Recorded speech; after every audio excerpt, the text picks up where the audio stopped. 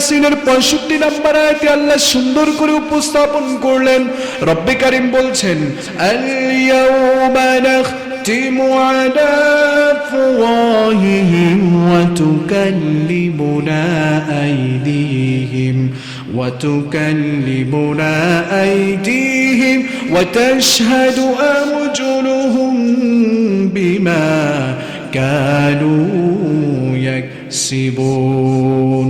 আল্লাহ তাআলা বলছেন, আজ আমি তাদের মুখটাকে বন্ধ করে দিয়েছি, কারণ সেই মুখ দিয়ে তারা মানুষের বিচারের রায়গুলোকে পরিবর্তন করে দিত।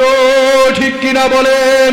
সেই মুখ সেদিন কথা বলবে না, যে মুখ দুনিয়ার জমিনে থাকাকালীন মানুষের বিচার, মানুষের সালিশগুলোকে চেঞ্জ করে দিয়েছে, সেই মুখগুলো মিথ্যা কথা বলেছে, সেই মুখগুলো মিথ্যা সাক্ষী দিয়েছে, সেদিন আমার কাছে এই মুখগুলো কথা বলতে পারবে না, কারণ আমি আল্লাহ এই মুখগুলোকে বন্ধ করে দিয়েছি।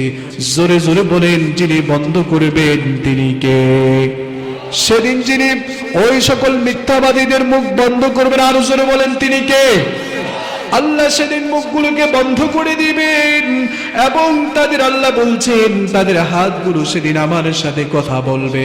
আমার কাছে তাদের দুনিয়াবি যত রকম সাক্ষী রয়েছে, যে হাত দিয়ে সে অপকর্মগুলো করেছে, সে হাতগুলো সেদিন আল্লাহর কাছে সাক্ষী দিবে। হাতগুলো হয়তো সেদিন এমনও বলতে পারে, ওগো আল্লাহ, তাকে আমি শিক্ষিত বানিয়েছি, যে হাত দিয়ে সে পড়াশোনা করেছে, লিখেছে, সেই হাত দিয়ে একটি সিগনেচারের মাধ্যমে কোটি কোটি টাকা সে লুটপাট করেছে। ঠিক কিনা বলে? করে নাই? সে হাত দিয়ে সে অনেক ঘুষ খেয়েছে, সে হাত দিয়ে মানুষের উপরে জুলুম করেছে, সে হাত দিয়ে রিকশাওয়ালার উপরে চড়াও হয়েছে, সে হাত দিয়ে রিকশাওয়ালার গালে থাপ্পড় মেরেছে, সে হাত দিয়ে তার ভাইকে, মুসলমান ভাইকে সে অত্যাচার করেছে, সে হাত দিয়ে দুর্বল মানুষটাকে সে অত্যাচার করে কি করে না? আরো জোরে বলেন, করে কি করে না? এমন মানুষ মনে হয় আপনাদের এদিকে নাই, আছে না নাই?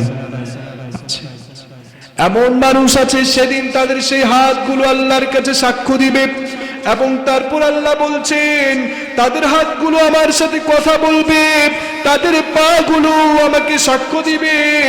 তারা দুনিয়া থেকে যা যা কিছু অর্জন করে এসেছে, কোনো কিছুতেই তারা রেহাই পাবে